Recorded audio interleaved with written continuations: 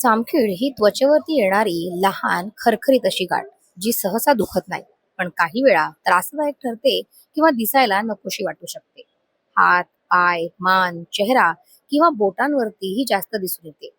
जामखीड प्रामुख्याने HPV नावाच्या विषाणूमुळे होतो.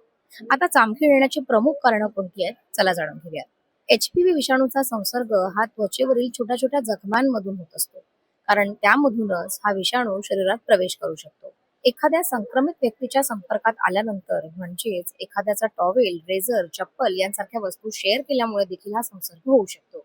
रोगप्रतिकारक शक्ती कमी असली तर अशा वेळी जामखीड होण्याची शक्यता जास्त वाढते. स्विमिंग पूल, सार्वजनिक बाथरूम किंवा सतत घाम येणाऱ्या भागांमध्ये या संसर्गाचा धोका जास्त असतो. त्वचा कुरतडणे किंवा चावणे, काही जणांना नख चावण्याची देखील सवय असते. अशामुळे देखील हा विषाणू पसरू शकतो. शेविंग घेताना काळजी घेतली नाही तरी देखील हा संसर्ग होऊ शकतो. आता रेझरमुळे हा विषाणू एका भागातून दुसऱ्या भागात जाऊ शकतो.